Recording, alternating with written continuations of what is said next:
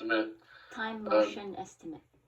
Yeah, because that's most of it. It's getting around to inspect the channels.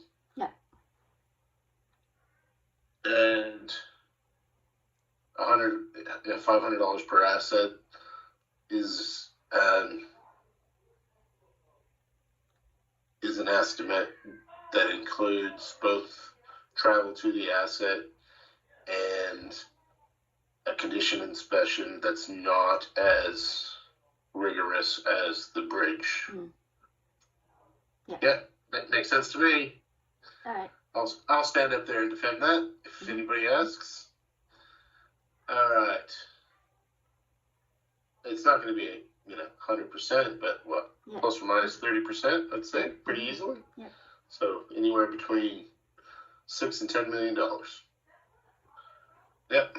So we're order of magnitude. Well, not order of magnitude. We're a factor of 2 to 3 times as much as what we're suggesting for option 1. Don't need any more detail with that. Yeah.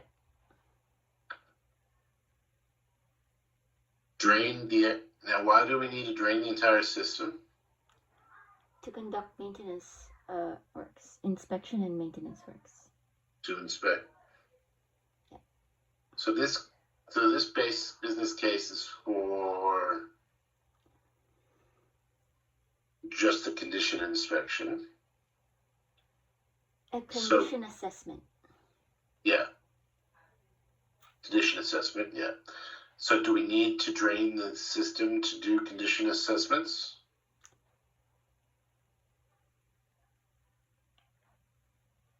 Yes. Yes.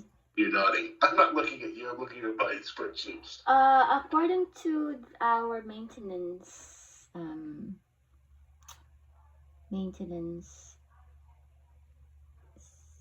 do you call that? Our maintenance regime, yeah. We drain a third of the system to conduct all of those 3 dot points in there. Preventative inspections, mechanical and civil assets, offtake regular strip. What do we do with those? Repair. EM tests. Yeah. Life extension. Yeah. Ladder protection, and then weeds and channel integrity. So those 3 things are done when we drain the channels. Yeah. So our business case, though, so we choose to do the aerial survey, we still have to do that. That's what we want to avoid. If they conduct the bathymetry, they will be able to detect the weeds without draining the channels, and also. But don't we have to drain the channel anyway? They do. How many kilometers of de-weeding do they do? Well, from the methodologies that I've read, one of the goals of this project is to avoid dewatering. That's why we're exploring all of these technologies. I don't think the inspection themselves will mitigate the need for dewatering. I think what we could do is, based on the information that we gather, like where I would love to head is to build a network model to be able to predict sediment locations and weed growth. Not exactly sure what that model would look like, but I find it really exciting to build it, whether we get some experts in to help us or not. So that, I think, would potentially stop us from doing the maintenance work, but just doing the inspections themselves. We'll still have, so right now, we used to drain, and maybe we should speak to Dave a bit more too, or John. So we used to drain the entire network every year. And they All of must it. have taught, yeah, the whole thing. Not a third, all of it. Oh, okay. So I think are we 3 or 4 years into 3 or 4 years into the draining a third of the channels. Okay. Yeah. So the anecdotal feedback is the weeds are much worse because we don't drain the entire network. The anecdotal justification is that frost kills particularly the Sagittarius. Mm-hmm. Well, I don't think any of the weeds are frost resistant. So if you drain the network, they're essentially lying on the ground, they frost, and they die. Right. Mm. If the network is not drained, they're submerged. They continue to propagate. They continue to propagate, and they're protected by the wall. So they're protected by the heat of the water, even though it's cold water. But from an engineering perspective, there's heat, there's energy in the water, so the temperature of the weeds does not fall below freezing because the water doesn't go below freezing. That makes sense? Yeah. So this is just background that I'm sharing because I'm learned, I guess.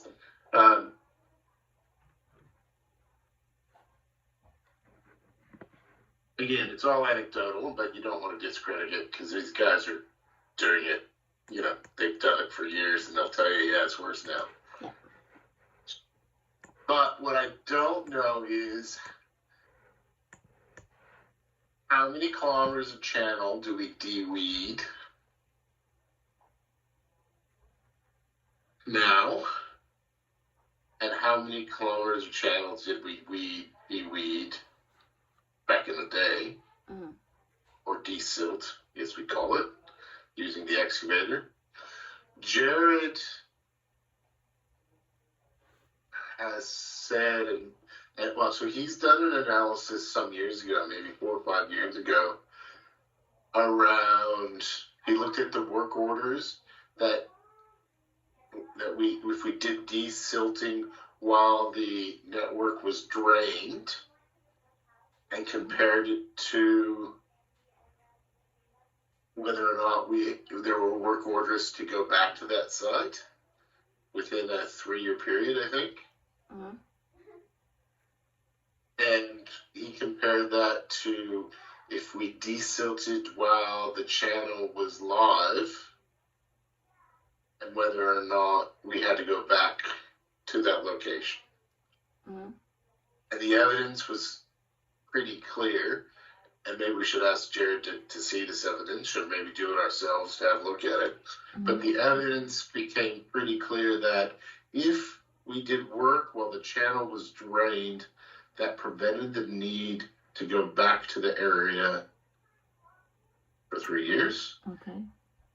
If we did the work while it had water in it, we had to go back the following year. So the hypothesis is We need to de-water. we need to do the work dewatered because, of course, if it's not dewatered, the operator of the excavator cannot see the channel, or he cannot see what he's doing effectively. He's doing it all by field. So, and apparently, and that makes sense. Like you put a stick in a silt or a post, you can feel pretty easily when you hit the hard ground underneath. But what you don't know is, have you missed any? Yeah. So have you missed it? Have you missed a section of weeds? Because an excavator is a pretty cruel tool anyway. For even the best operators, you don't know if you've reached far enough, or if you've extended the reach as far as you could, but there's still weeds just on the other side. And conceivably you could push some of the silt around, I suppose, and you leave weeds, it could leave a gap, and that just propagates. So that's the hypothesis. Where if you can see what you're doing, and it's pretty sound one, I would say, based on sound deduction, that if you can see what you're doing, you can do a better job. It's pretty straightforward logic. All right, so that all kinds of tie-ins with this. So we don't lose 30 gigaliters. There's actually that's good. So there's actually 45, but 15 goes out of credited escapes, which nets to 0. So we have 30 gigaliters that's in the network that's not accessible to accredited escapes. So we do 10 per year. So by doing a third of this network, we lose 10 gigaliters per year, and then that's good understanding too. The more that now we could drain every year, we won't lose any money.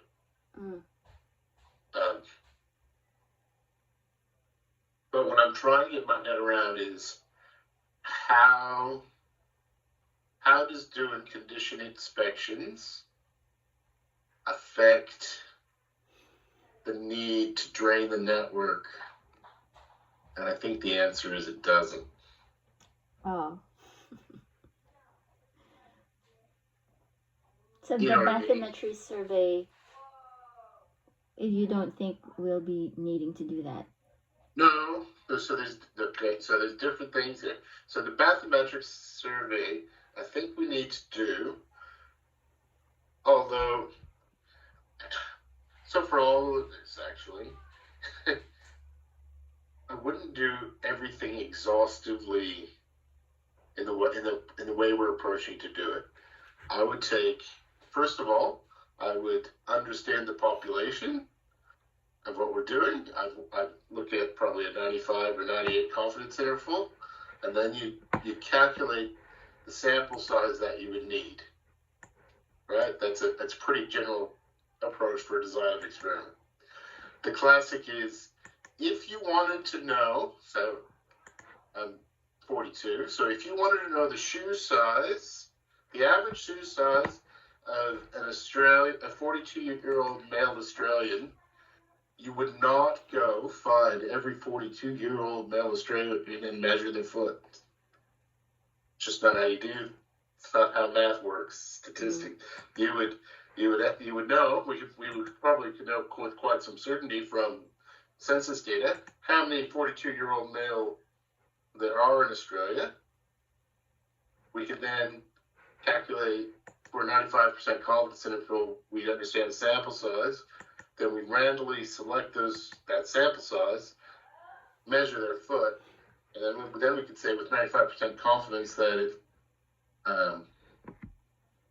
you need what else you need to, your confidence level and your error. So if you have both of those, so what's a shoe where I wear? 9.5 Australian.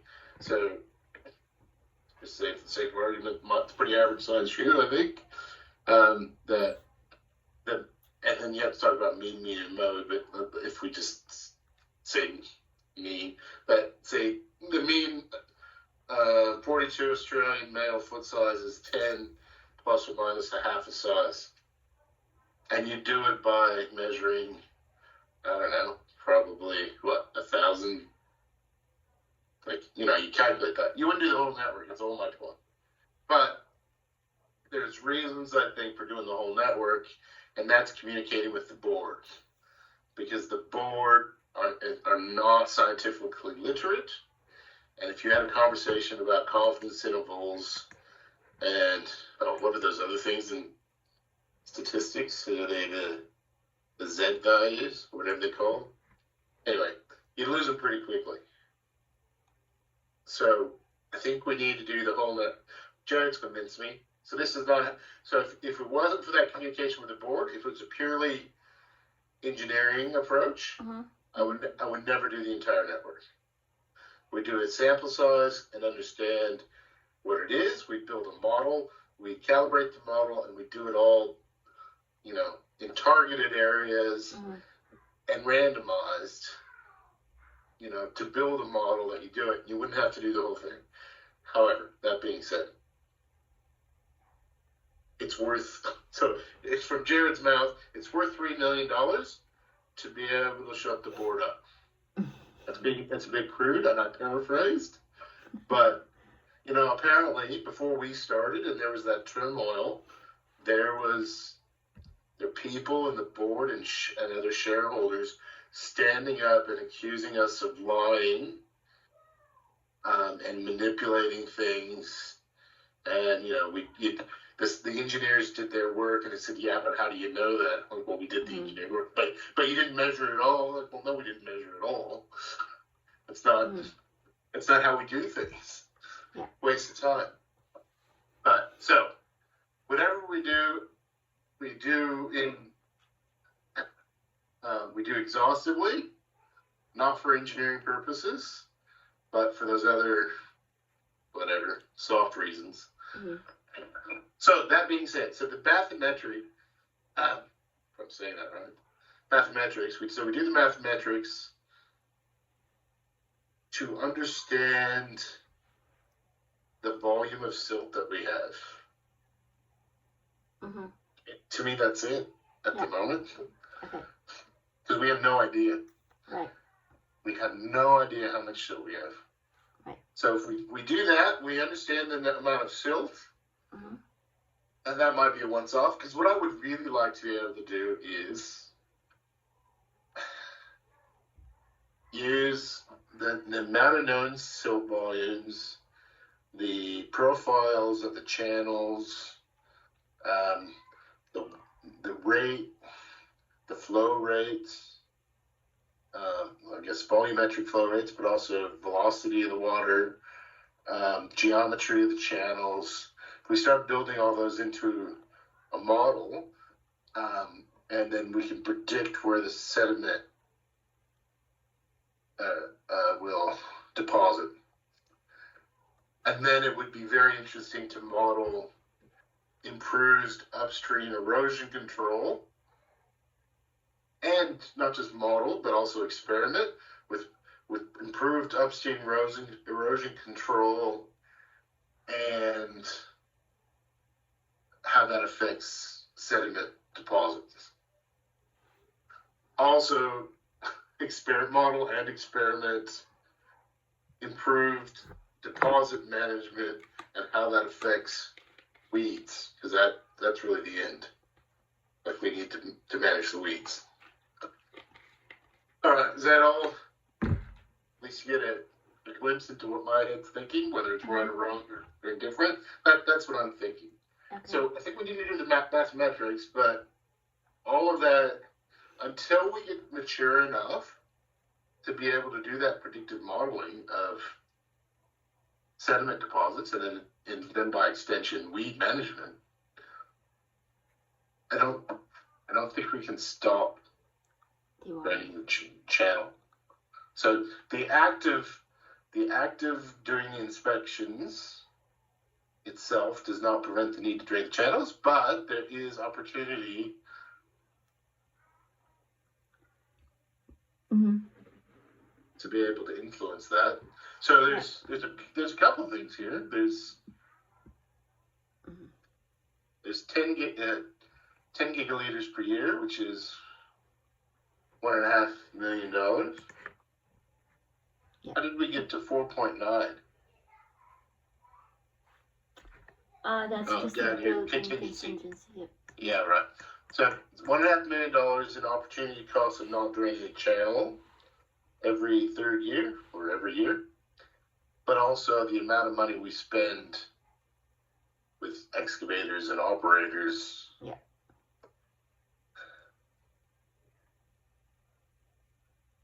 So I don't know if we need this one. Yeah, because we're saying we still need to dewater. To me, they're independent. At this stage, they're independent. Yeah. If we build a model,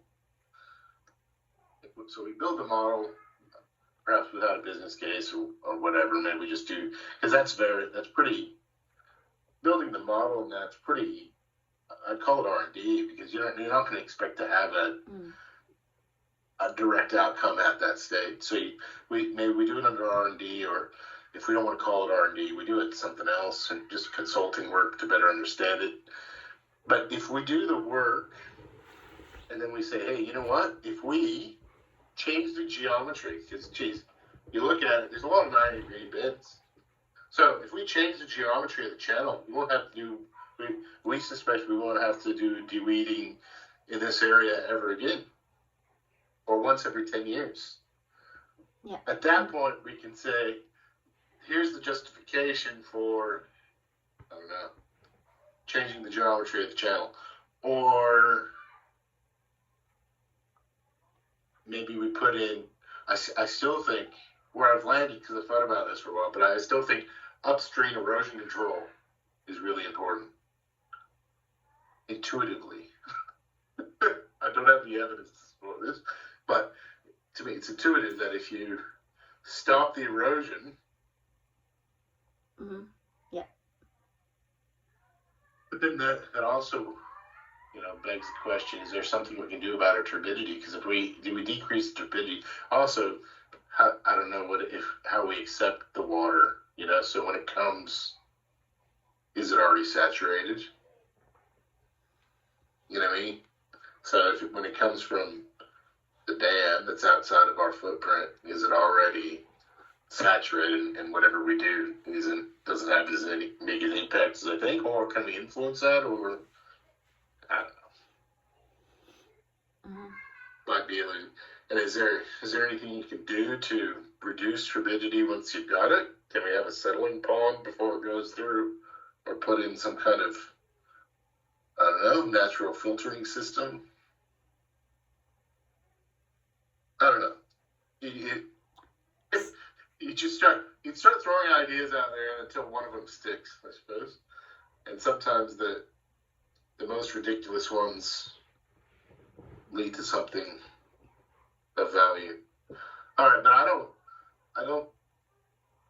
don't think we need this tab with this worksheet.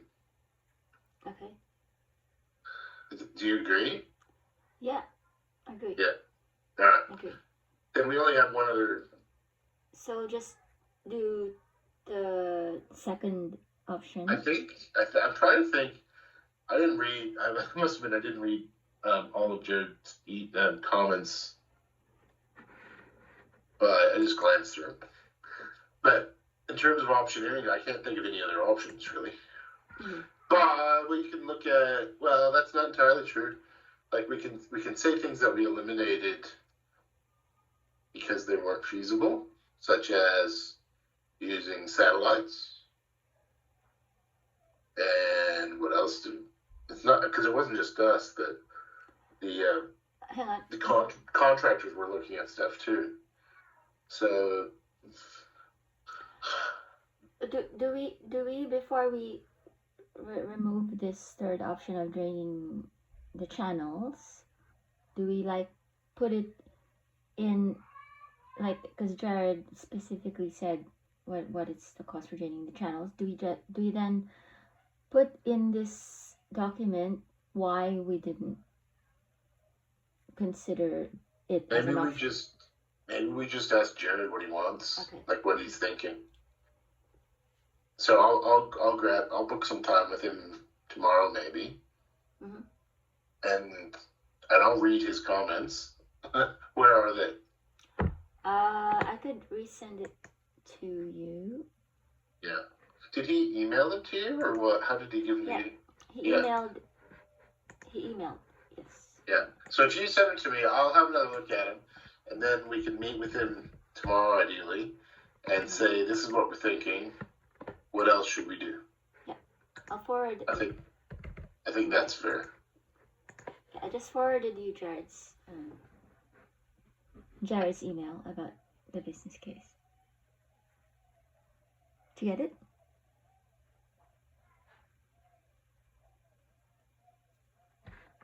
Got too many screens going. Jared's email.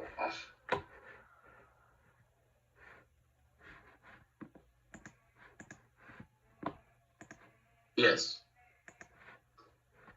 I reviewed the business case and updated some points throughout. It's easier just to update as it's going, as they were very minor items to add context. Yeah, okay. The one thing that is missing is clear story in regard to a hybrid model in the options analysis, which drives the summary. The direction is correct, but we haven't quite got it clearly connected. It needs to be spelled out a bit more. We need the reader to understand that this is not a once-off. That this is a one-off. No, there is a once-off, which may need to occur periodically. So once-off that recurs. Type inspection to start with, which will be supported by ongoing yearly OPEX assessment. Yeah. We also need to be clear on what each inspection type in the previous sentence will provide. High level versus detail engineering assessments. Also, we need to populate the other options, one of which is to continue do what we're doing. Critical assets, which is obviously not meeting our objectives. Second would be to drain the entire system for the next 3 years and do the engineering assessment for everything. So that's what he's saying. Mm-hmm. Is